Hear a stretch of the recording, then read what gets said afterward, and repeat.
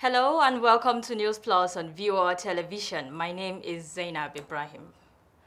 Now, the German Chancellor Olaf Scholz has explained why no fewer than 14,000 Nigerians living in the country risk deportation.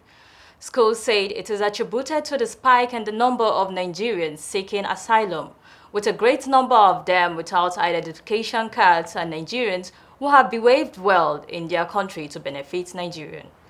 The German Chancellor added that approximately 12,500 Nigerians are in a condition of tolerance in Germany as a result of the Nigerian government's reluctance to admit people without the necessary identity documents.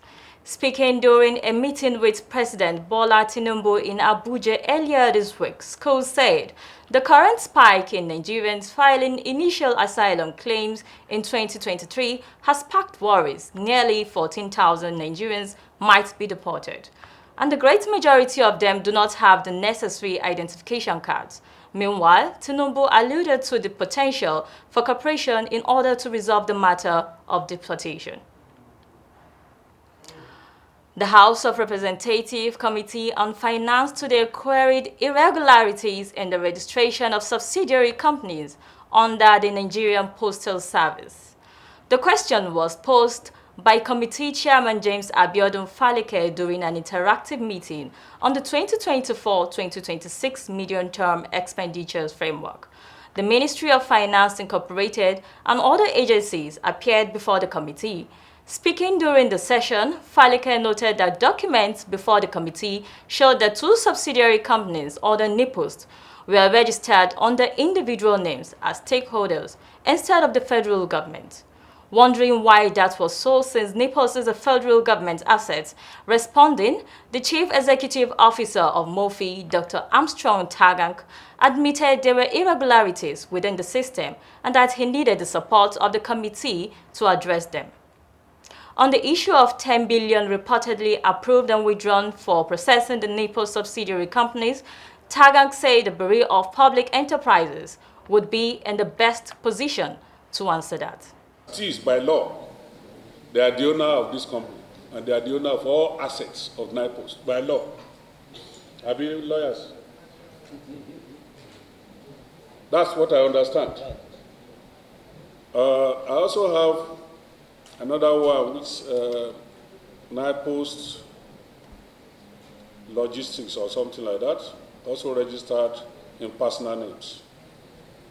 So I want to know from you, did you give permission to CAC to register your assets in personal name, Nigerian assets?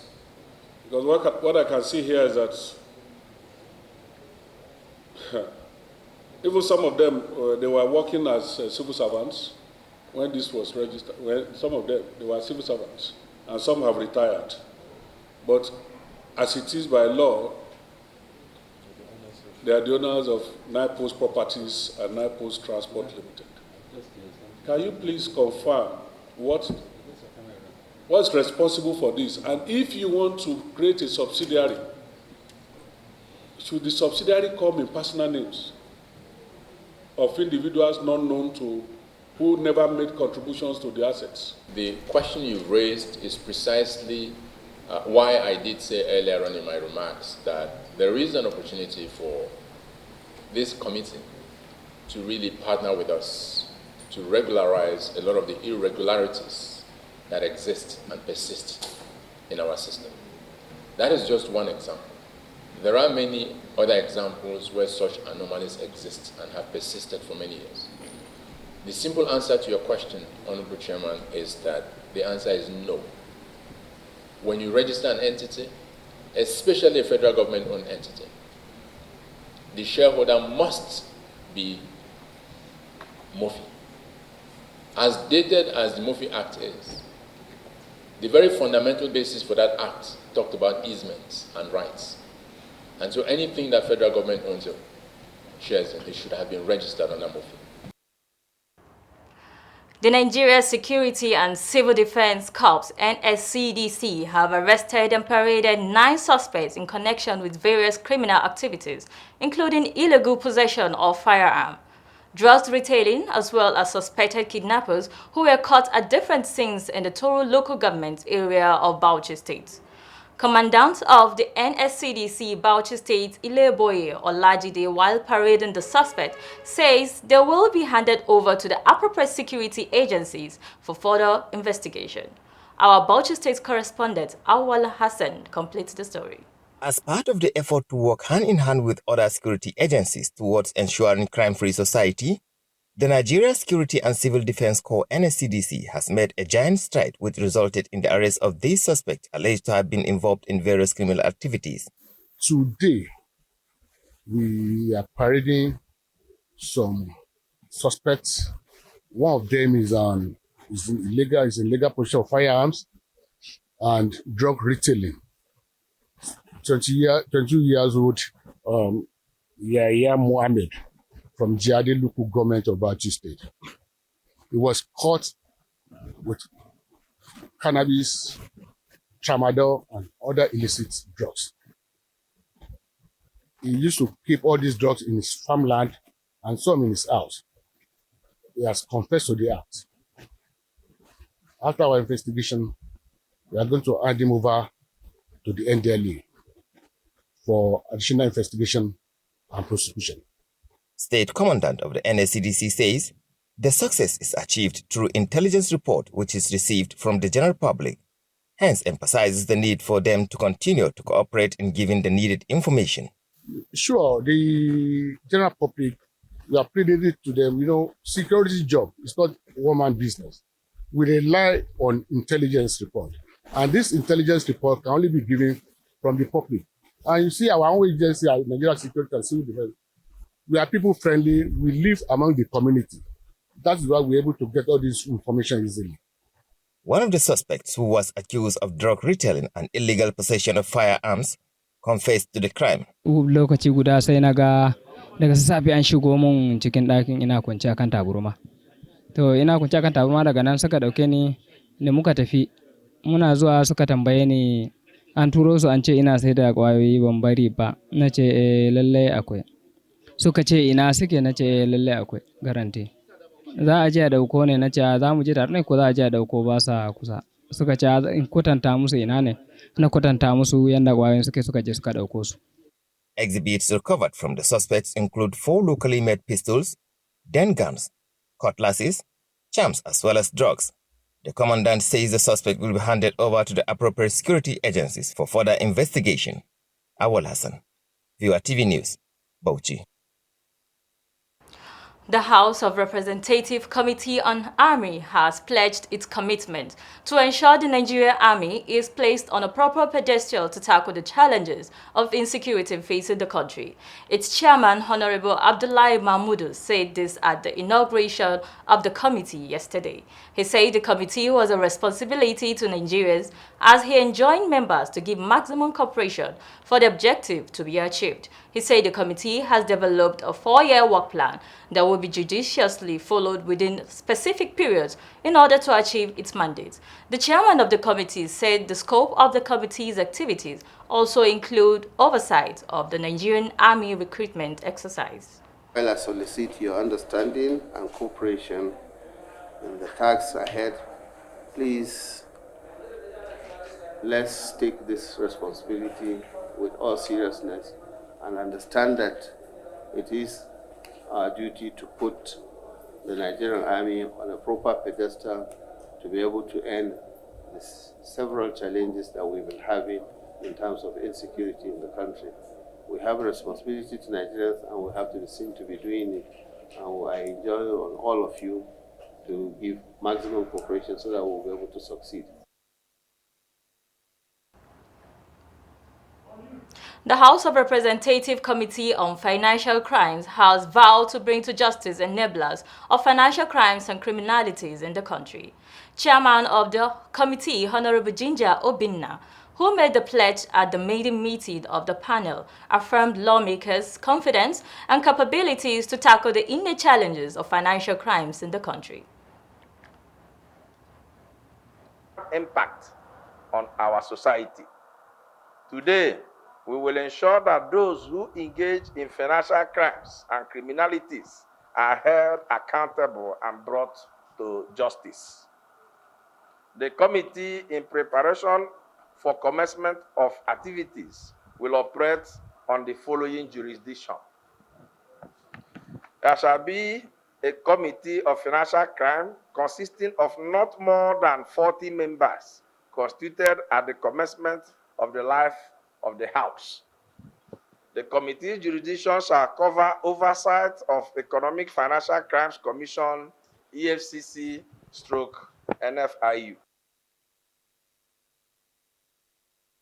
In a related development, the Chairman House Committee on Delegated Legislation at its inaugural meeting also assured Nigerians of its readiness to ensure a coordinated and implementation of the legislation.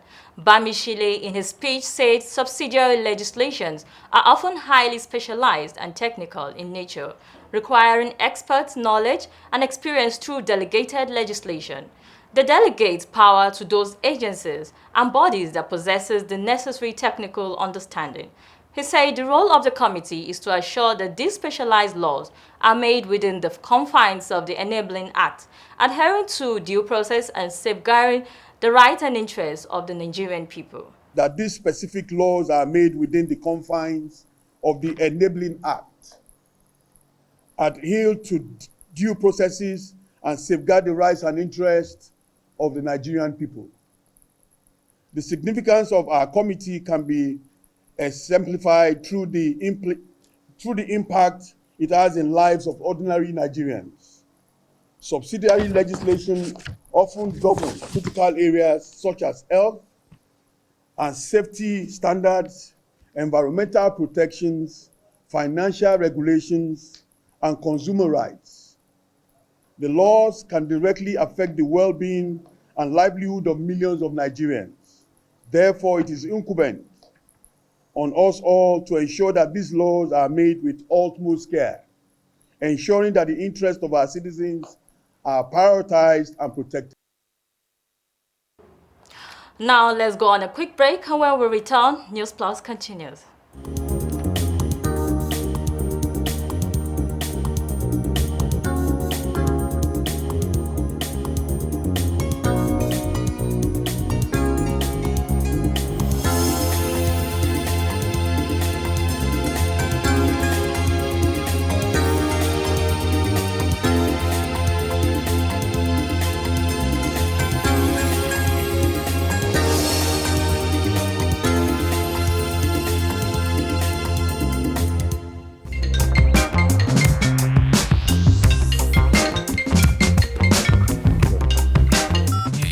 Good morning, gentlemen.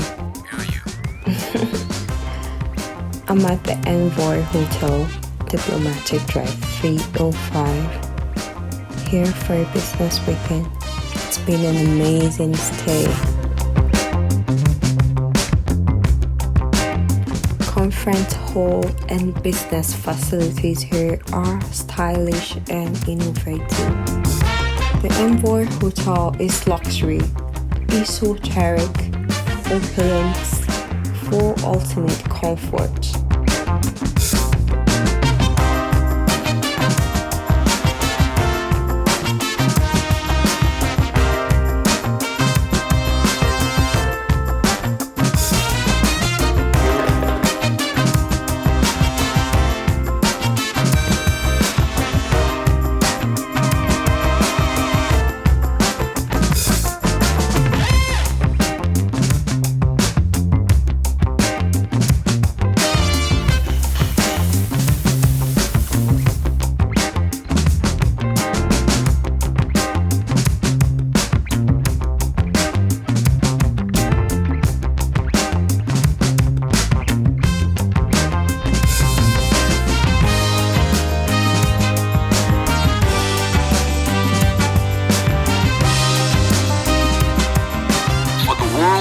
discerning travelers, we are more than just a place to stay.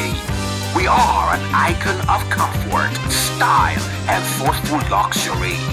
We are Envoy Hotel.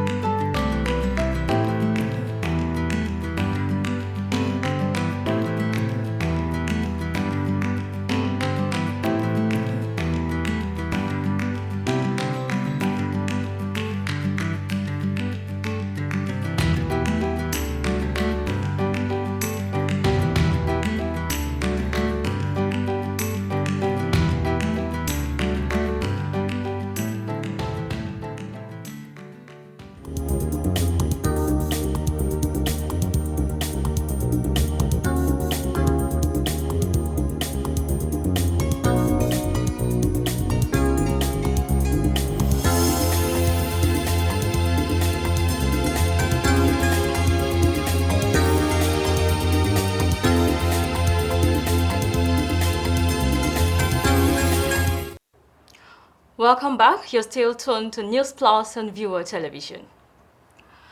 The Independent National Electoral Commission says it won't count votes in any polling unit where violence occurs in Saturday's governorship election in Bayelsa. The INEC chairman, Professor Mahmoud Yakubu, said this in Yenagua at a stakeholders meeting. Yakubu, represented by the INEC National Commission supervising Akwa Ibom, Bayelsa and Rivers, Mrs. May Agbamuchi Umbu, said that INEC would deploy beavers to all polling units for the election. Speaking, the State Commissioner of Police, Mr. Tolani Alausa, said the police were fully prepared to ensure a peaceful election on Saturday. The National Emergency Management Agency, in collaboration with the Sokoto State Emergency Management Agency, has commenced the distribution of food and non-consumables to victims of the 2023 flood in the state. The distribution, which started on Tuesday, was part of efforts to leverage the pain suffered by residents of the Kebe local government area of the state over the flood. This is contained in a statement signed on yesterday and made available to newsmen by CIMA's information officer, Abubakar Abdullahi. CIMA's special advisor, Nasiru Kalambena, who was represented by the Director, Relief and Rehabilitation, Mustafa Umar, urged the beneficiaries to make use of the items judiciously. While speaking in his remarks before the flag-off, the sole administrator, Kebe local government, Sanusi Kebe, used the medium to thank and commend the Sokoto Sima for the quick facilitation of items brought to them by the NEMA. Some of the beneficiaries who spoke with newsmen commended NEMA and the state government for the timely arrival of the items. President Bola Tinubu has today signed the 2023 supplementary budget, 2.70 trillion naira, at the presidential villa in Abuja last Thursday. The Senate and the House of Representatives passed the 2.70 trillion 2023 supplementary appropriation bill after a third reading.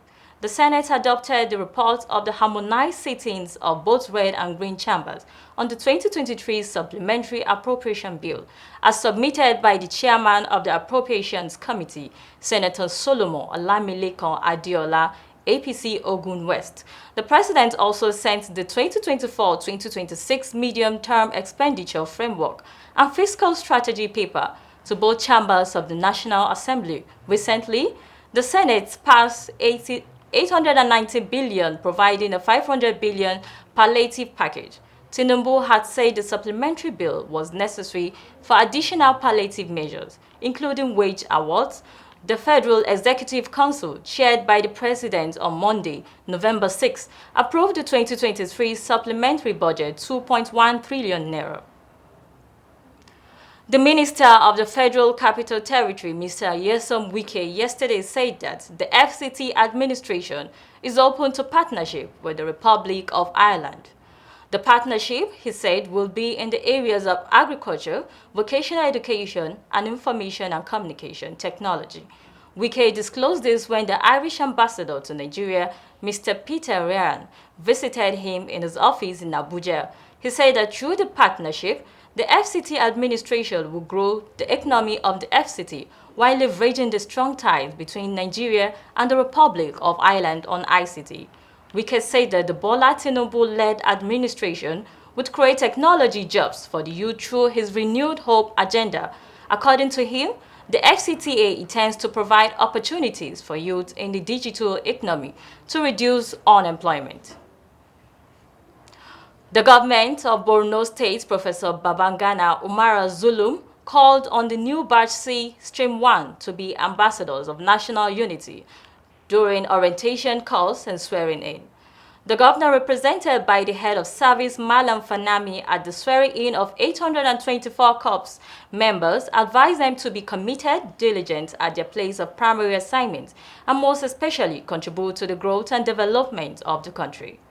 He also noted that the commencement of the NYC scheme in the state showed that peace had been restored, and the state government will continue to sustain its support to corps members.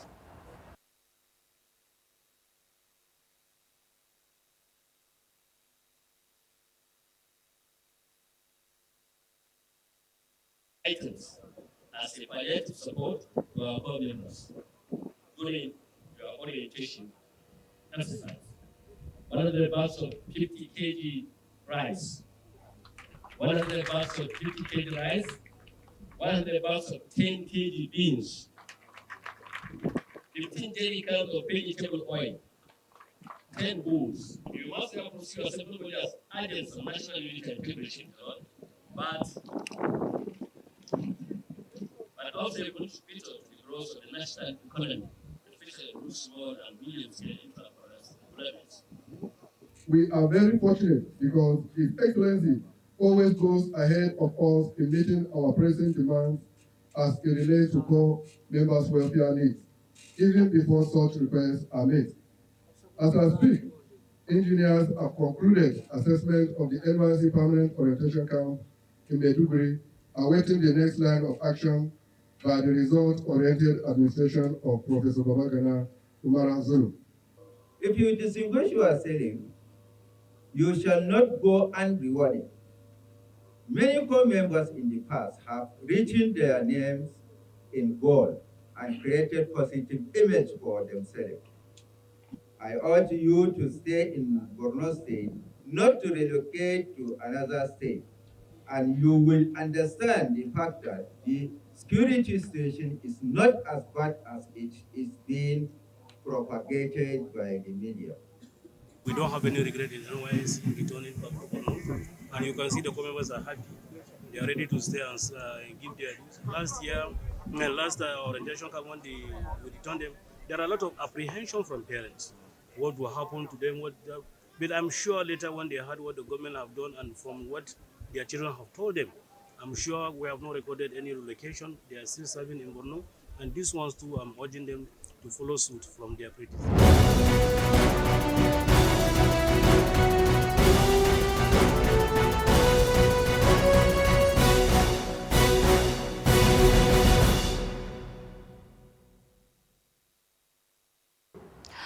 Away from Nigeria, South Africa's International Relations and Cooperation Minister called for ceasefire in the Gaza war as she addressed the National Assembly yesterday. This came one day after Pretoria recalled its diplomatic mission to Israel. November 7th also marked 1 month since Hamas militants stormed across the Gaza border in the deadliest attack in Israel's history, killing 1,400 people, mostly civilians, and kidnapping 239 others. According to Israeli officials, the Israeli operation launched in response to the attack has so far killed over 10,000 people in Gaza, with 40% of these victims being children. During her address to members of parliament on Israel's war with Hamas, the official also rebutted accusation of alleged bias in favor of Hamas. It is untrue that South Africa has not criticized Hamas of its breach of international human rights law, Pandor said. The president stated very clearly in concert with the Secretary General of the United Nations that the killing of civilians and the taking of hostage is a violation of international human rights law. We must be accurate in all our contributions. Afghanistan's failure to stop Pakistani militants operating from its soil was to blame for Islamabad expelling hundreds of thousands of Afghan migrants, Prime Minister Anwar-ul-Haq Kakar said early hours of today. Afghans were also deeply involved in suicide attacks and other clashes with Pakistan forces.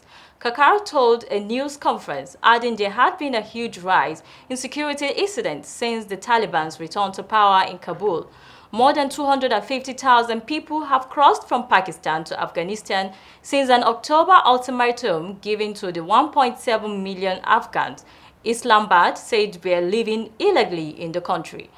Pakistan says most have left voluntarily, but Kabul insists the majority have been forcibly repatriated since the November 1 deadline.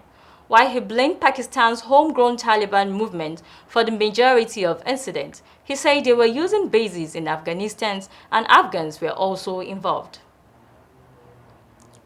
The U.S. state of Ohio voted this week to enshrine abortion rights in Constitution, while the Democratic governor of Kentucky won re-election, a result that boosted President Joe Biden ahead of the 2024 White House race.